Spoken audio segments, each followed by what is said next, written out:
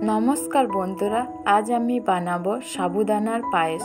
বাড়িতে থাকা অল্প উপকরণ দিয়ে সহজেই বানিয়ে নিন রাজকীয় স্বাদের সাবুদানার পায়েস। চলো তাহলে রেসিপিটি শুরু করি। সাবুদানার পায়েস বানানোর জন্য আমি এখানে হাফ কাপ সাবুদানা নিয়ে নিচ্ছি। এইবার আমি সাবুদানাগুলোকে হালকা ভেজে নিচ্ছি। এইভাবে সাবুদানা ভেজে নিলে সাবুদানার পায়েস, সাবুদানা যারা কাঁচা খেতে পারে না তাদের জন্য এইভাবে একটু ভেজে সাবুদানার পায়েস রান্না করবে, তাহলে সাবুদানা খেলে অম্বল হবে না। সাবুদানাগুলো ভেজে নেওয়া হয়ে গেছে। এইবার আমি সাবুদানার মধ্যে 1 কাপ মতো জল দিয়ে দিয়েছি। এইভাবে সাবুদানাগুলোকে আমি 10 থেকে 15 মিনিট মতো ভিজিয়ে রেখে দেব।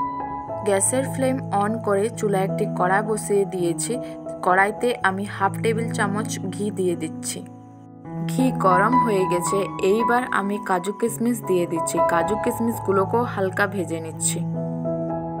কাজু কিশমিশগুলো আমার ভেজে নেওয়া হয়ে গেছে। এইবার আমি কড়াই থেকে নামিয়ে নিচ্ছি। এইবার ওই কড়াইয়ের মধ্যে আমি দুধ দিয়ে দিচ্ছি। আমি এখানে 1 লিটারের লিকুইড দুধ ব্যবহার করেছি। দুধের মধ্যে যখন বলক চলে আসবে সেই পর্যায়ে আমি ভিজিয়ে রাখা সাবুদানাগুলো দিয়ে দিচ্ছি দুধের মধ্যে।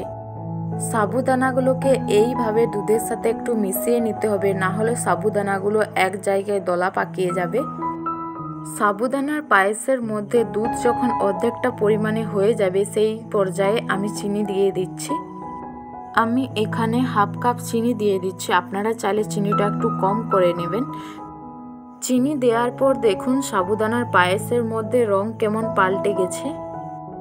এইবার আমি একটা তেজপাতা ও 3 থেকে 4টে ছোট এলাচ দিয়ে দিচ্ছি। এইবার সাবুদানার পায়েসের মধ্যে ভেজে রাখা কাজু কিশমিশগুলো দিয়ে দিচ্ছি।